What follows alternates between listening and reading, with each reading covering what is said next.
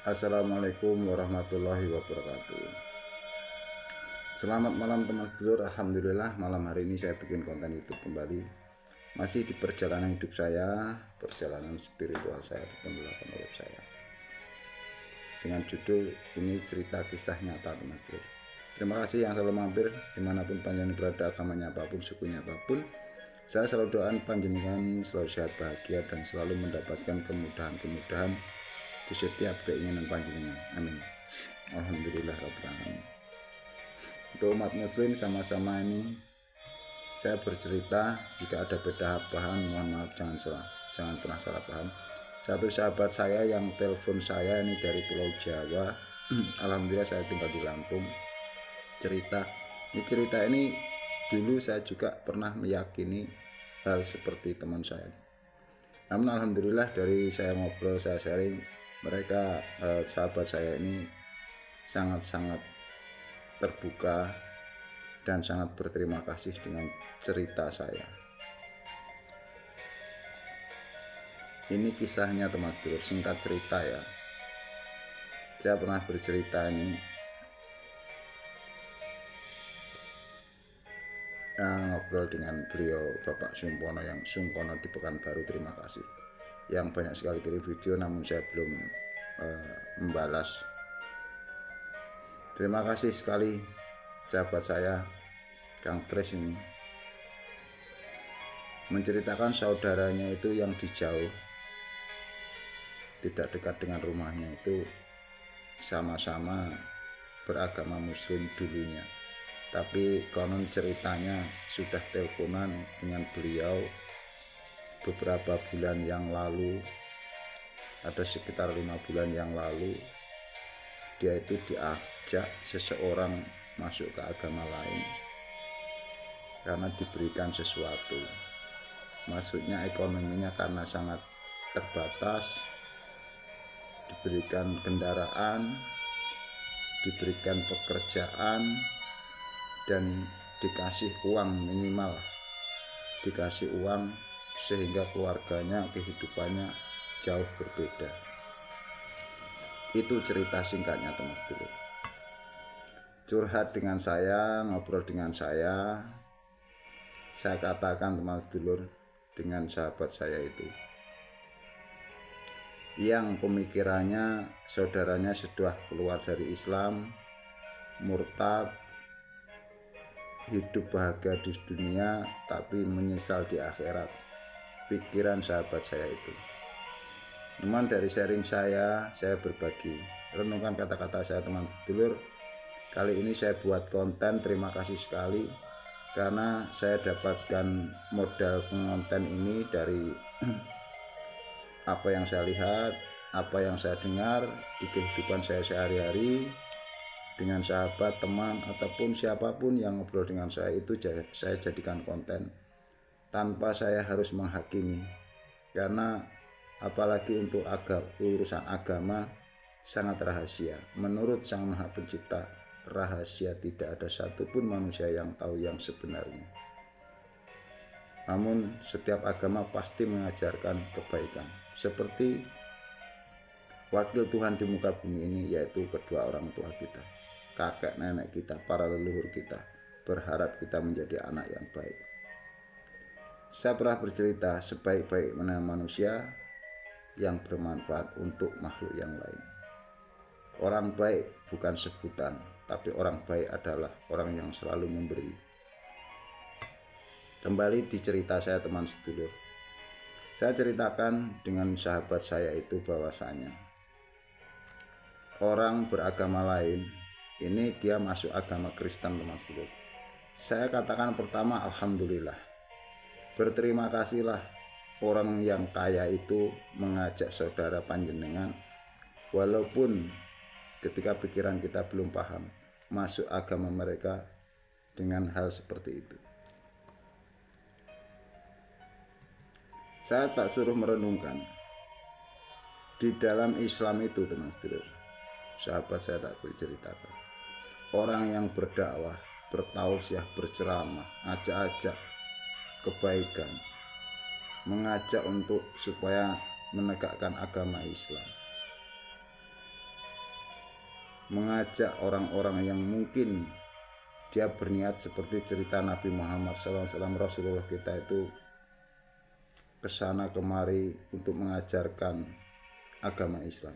Cerita para ustadz, kiai, pendakwah, penceramah itu mengajak orang untuk masuk Islam ataupun menegakkan agama Islam, memberi atau diberi. Dia ceramah saja dibayar. Ini ada orang Kristen mengajak orang, menolong orang, tapi mengeluarkan biaya. Baik yang mana?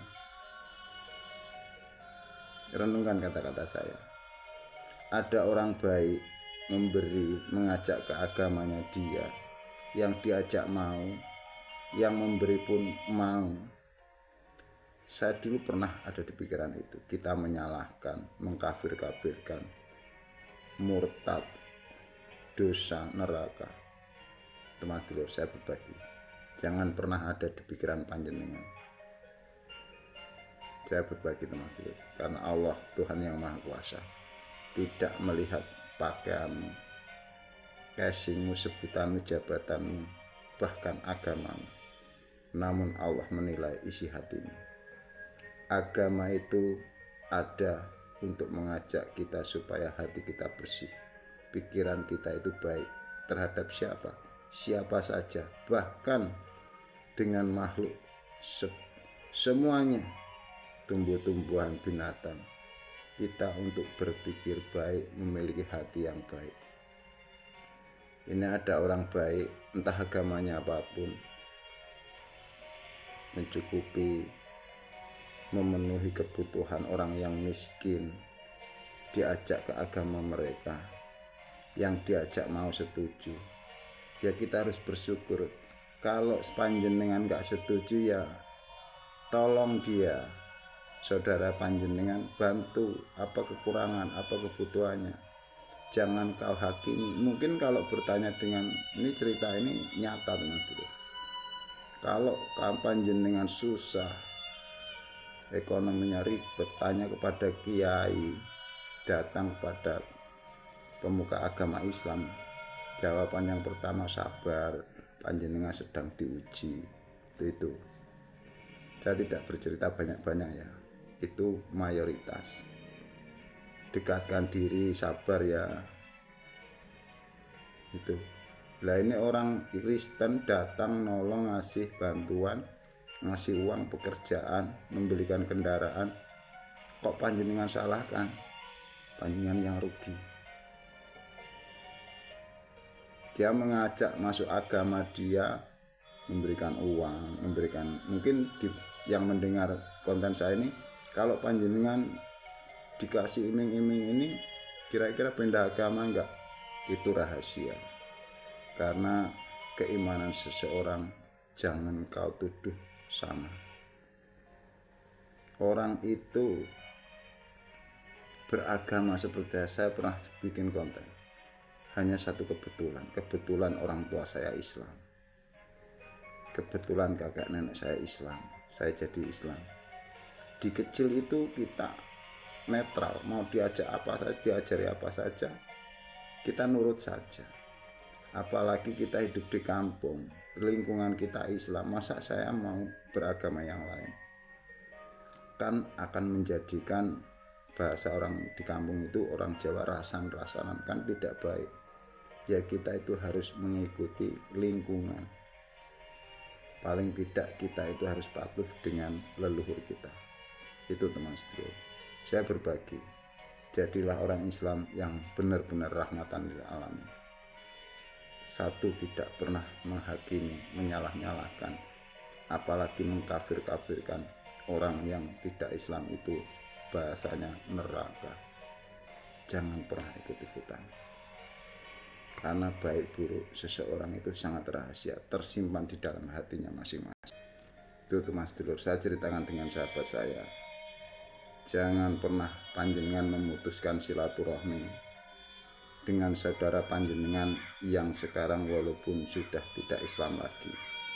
Urusan agama, urusan akidah, akhlak, keimanan, ritual itu di dunia. tapi urusan kita dengan Sang Maha Pencipta adalah isi hati kita. Apakah menyimpan kebencian, kebohongan, menyalahkan, menghakimi umat manusia, itu sudah tersimpan semua, dan Allah tidak perlu dikasih tahu, sudah tahu. Apa yang ada di pikiran kita itu Allah Maha tahu, karena Allah tidak pernah jauh dari semua ciptaannya. Itu pun bagi yang yakin, Mas Dur. Yang tidak yakin ya nggak apa-apa. Jangan kita menyalahkan banyak orang yang tidak beragama, tapi kita tidak boleh menghakiminya. Itu saya berbagi, Mas Dur. Saya cerita saya dengan sahabat saya, alhamdulillah bisa menerima, karena semua yang ada di muka bumi ini sudah Allah wujudkan, sudah Allah ciptakan. Bagaikan panjenengan melihat semut yang banyak sekali, panjenengan bunuh semua saja, lama-kelamaan akan muncul lagi dengan bentuk yang sama, warna yang sama. Sedangkan kita kalau sudah mati tidak akan muncul lagi dan musnah selama-lamanya di dunia ini. Binatang pun, seekor anjing, babi di Islam itu kayaknya sudah banyak terdoktrin untuk membenci mereka. Walaupun kayaknya habis, hilang, tapi tidak mungkin teman-teman. Anjing dan babi itu akan muncul lagi dengan bentuk dan mungkin warna yang sama. Sampai kapan? Sampai kapanpun. Sedangkan kita manusia sangat terbatas. Ketika kita sudah binasa, tidak akan lagi muncul di dunia ini. Yang sebentar ini mengapa kita membencinya? Sedangkan semua yang Allah ciptakan adalah sesuatu yang wajib kita syukuri. Jangan pernah kita membenci sedikit pun dari ciptaan Allah, Tuhan yang Maha Kuasa. Mau tumbuh-tumbuhan, binatang, apalagi sesama manusia, ayo berpikir baik, berkata baik, berprasangka baik, walaupun dengan sesuatu yang menurut kita mungkin belum baik. Sebaik-baiknya manusia yang selalu memberi, minimal mendoakan yang baik.